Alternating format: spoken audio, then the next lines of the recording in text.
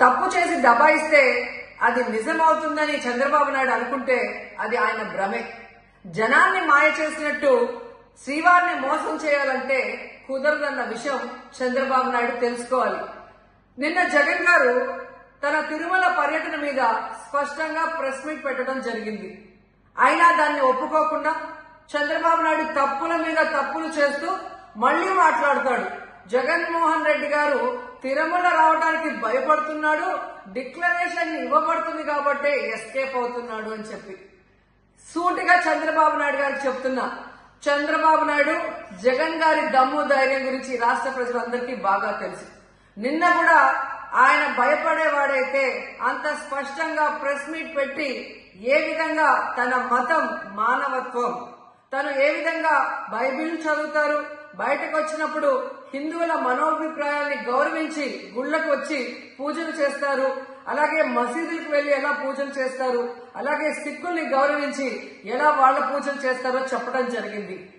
ఈ రోజు మీకు క్లియర్ గా తెలుసుకోవాల్సిన విషయం, మీకు దేవుడు అంటే భయం భక్తి లేదు కాబట్టి ఏంటనేది మీకు అర్థం కాదు. కానీ ఒక భక్తుడికి దేవుడి దగ్గరికి వెళ్ళాలి అన్నప్పుడు ప్రశాంతమైన వాతావరణంలో వెళ్ళాలనుకుంటాడు, ప్రశాంతంగా భగవంతుడిని పూజించాలని అనుకుంటాడు. కానీ ఈ రోజు మీరు జగన్మోహన్ రెడ్డి గారు తిరుమలకు వస్తానని అనౌన్స్ చేసిన దగ్గర నుంచి బీజేపీలో కొందరు, జనసేన, తెలుగుదేశం పార్టీ ఎలా అలజడి సృష్టిస్తున్నారో అందరూ కూడా గమనిస్తున్నారు. ఏ విధంగా అలిపిరి దగ్గర మేము అటాక్ చేస్తాం, అడ్డుకుంటామని చెప్పటం, అలాగే వైఎస్ఆర్ కాంగ్రెస్ పార్టీ నాయకులందరికీ, కార్యకర్తలందరికీ నోటీసులు ఇచ్చి జగన్మోహన్ రెడ్డి గారి పర్యటనకి పర్మిషన్ లేదు కాబట్టి ఎవరొచ్చినా అరెస్ట్ చేస్తామన్నట్టుగా భయభ్రాంతులకు మీరు ఎలా గురి చేశారు. అండ్ ఈరోజు కుల రాజకీయాలు చేసి రాష్ట్రాన్ని భ్రష్టు పట్టించడమే కాకుండా మత రాజకీయాలు కూడా మీరు ఎలా చేస్తున్నారో అందరూ కూడా గమనిస్తున్నారు.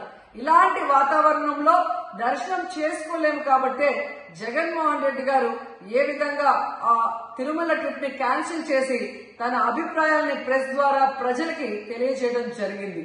సో నిజమైన భక్తుడు జగన్మోహన్ రెడ్డి గారు ఎప్పుడైనా మళ్లీ వెళ్లి వెంకటేశ్వర స్వామిని దర్శించుకోగలరు. 5 సంవత్సరాలు తన తండ్రి మరి ముఖ్యమంత్రిగా వెంకటేశ్వర స్వామికి పట్టు వస్త్రాలు ఇచ్చారు. జగన్మోహన్ రెడ్డి గారు 5 సంవత్సరాలు మరి పట్టు వస్త్రాలు ఇచ్చిన తర్వాత ఈ నీచమైన రాజకీయాలు చేస్తూ డిక్లరేషన్ పేరుతో మీరు మాట్లాడుతూ ఎవరు అడ్డుకున్నారు అని చెప్పి మళ్లీ దిగజారుడు రాజకీయాలు చేస్తున్నారు. సో భగవంతుడితో పెట్టుకున్న చంద్రబాబు నాయుడు నీతో పాటు ఆడిస్తే ఆడే వాళ్ళందరికీ కూడా భగవంతుడు గట్టిగా సమాధానం చెప్తాడు. సమాజంలో ఏ మతానికైనా కొన్ని సాంప్రదాయాలు ఉంటాయి, ఆచారాలు ఉంటాయి. ఎవరైనా సరే అక్కడికి పోవాలంటే గౌరవించి తీరవలసిందే. దేవుని యొక్క ఆచారాలు సాంప్రదాయాల కంటే వ్యక్తుల ప్రమేయం గాని ఏ వ్యక్తి గాని గొప్పవాడు కాదు. ఈ విషయం మనం గుర్తుపెట్టుకోవాల్సిన అవసరం ఉంది.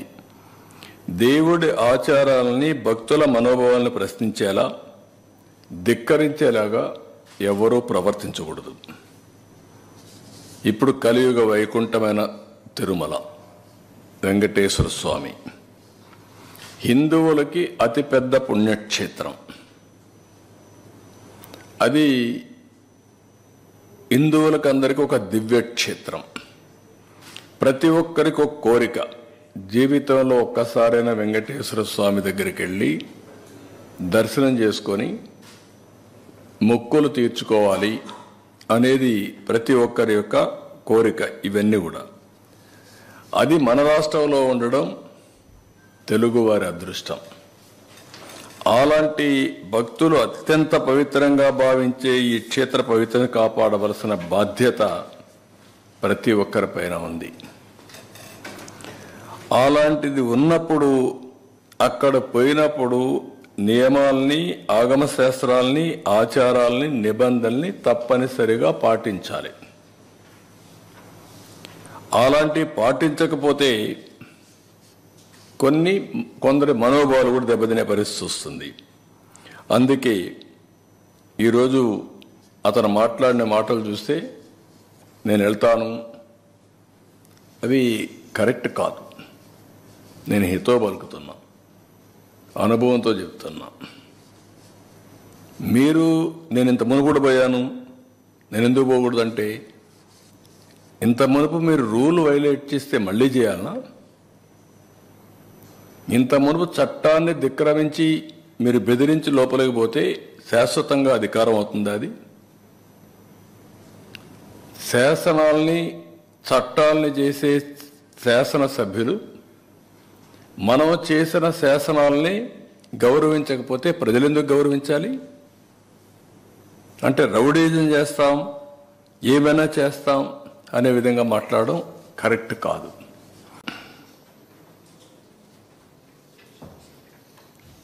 తిరుమలకు వెళ్ళొద్దని ఎవరో చెప్పినట్టు మాట్లాడుతున్నాడు. వెంకటేశ్వర స్వామి మీద భక్తుండే ఏ భక్తుడైనా సరే వెంకటేశ్వర స్వామి దగ్గరికి పోయే అవకాశాలు ఉన్నాయి. అదే సమయంలో ఎవరైనా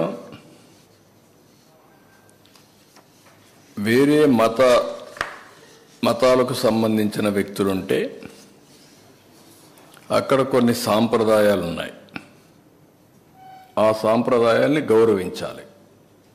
ఇది చాలా టెంపుల్స్లో ఉండే ఆనవాయితీ. ఇక్కడ ఎవ్వరు కూడా ఆయన పోవద్దని చెప్పలేదు. ర్యాలీలు, జన సమీకరణలు చేయొద్దని చెప్పాం.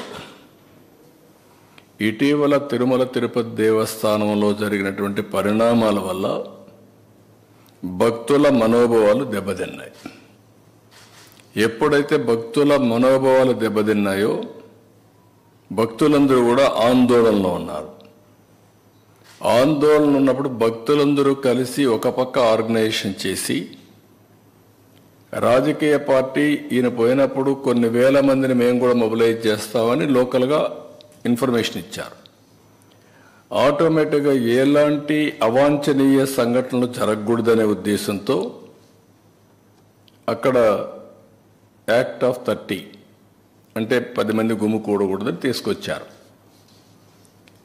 అయితే ఇప్పుడు ఆయన మాట్లాడేది చూస్తే ఆయనకి ఏ సాకులు ఉన్నాయో నాకు తెలియదు పోకుండా ఉండడానికి. కానీ ఆయన ఏదో నిలిపేశారు, నోటీస్ ఇచ్చారని మాట్లాడుతున్నారు. Can you show any notice? నేను స్ట్రైట్గా అడుగుతాను, నీకు నోటీసులు ఏమైనా ఇచ్చారా? నిన్ను వెళ్ళవద్దని ఎవరన్నా చెప్పారా? ఇస్తే చూపేయండి మీడియాకి. ఎందుకు అబద్ధాలు ప్రచారం చేస్తూ ప్రజల్ని మభ్యపెడుతూ ఇష్టానుసారంగా ప్రవర్తించడం ఇది సబబు కాదని. ఎందుకంటే ప్రజా జీవితంలో ఉండే మనందరం కొన్ని సాంప్రదాయాలు పాటించాలి. అందుకే నేను దీన్ని చాలా స్పష్టంగా అడుగుతున్నాను. ఇంకొక పక్కన సమాజంలో ఏ మతానికైనా కొన్ని సాంప్రదాయాలు ఉంటాయి, ఆచారాలు ఉంటాయి. ఎవరైనా సరే అక్కడికి పోవాలంటే గౌరవించి తీరవలసిందే. దేవుని యొక్క ఆచారాలు, సాంప్రదాయాల కంటే వ్యక్తుల ప్రమేయం కానీ ఏ వ్యక్తి కానీ గొప్పవాడు కాదు. ఈ విషయం మనం గుర్తుపెట్టుకోవాల్సిన అవసరం ఉంది. దేవుడి ఆచారాలని, భక్తుల మనోభావాలను ప్రశ్నించేలా, ధిక్కరించేలాగా ఎవరూ ప్రవర్తించకూడదు. ఇప్పుడు కలియుగ వైకుంఠమైన తిరుమల వెంకటేశ్వర స్వామి హిందువులకి అతిపెద్ద పుణ్యక్షేత్రం. అది హిందువులకు అందరికీ ఒక దివ్యక్షేత్రం. ప్రతి ఒక్కరికి ఒక కోరిక, జీవితంలో ఒక్కసారైనా వెంకటేశ్వర స్వామి దగ్గరికి వెళ్ళి దర్శనం చేసుకొని మొక్కులు తీర్చుకోవాలి అనేది ప్రతి ఒక్కరి యొక్క కోరిక. ఇవన్నీ కూడా అది మన రాష్ట్రంలో ఉండడం తెలుగువారి అదృష్టం. అలాంటి భక్తులు అత్యంత పవిత్రంగా భావించే ఈ క్షేత్ర పవిత్రను కాపాడవలసిన బాధ్యత ప్రతి ఒక్కరిపైన ఉంది. అలాంటిది ఉన్నప్పుడు అక్కడ పోయినప్పుడు నియమాల్ని, ఆగమ శాస్త్రాల్ని, ఆచారాల్ని, నిబంధనల్ని తప్పనిసరిగా పాటించాలి. అలాంటి పాటించకపోతే కొందరి మనోభావాలు కూడా దెబ్బతినే పరిస్థితి వస్తుంది. అందుకే ఈరోజు అతను మాట్లాడిన మాటలు చూస్తే నేను వెళ్తాను, అవి కరెక్ట్ కాదు. నేను హితో పలుకుతున్నా, అనుభవంతో చెప్తున్నా. మీరు నేను ఇంత మునుపుడు పోయాను, నేను ఎందుకు పోకూడదంటే, ఇంత మునుపు మీరు రూల్ వైలేట్ చేస్తే మళ్ళీ చేయాలనా? ఇంత మునుపు చట్టాన్ని ధిక్కరించి మీరు బెదిరించి లోపలికి పోతే శాశ్వతంగా అధికారం అవుతుందా? అది శాసనాల్ని చట్టాలని చేసే శాసనసభ్యులు మనం చేసిన శాసనాల్ని గౌరవించకపోతే ప్రజలు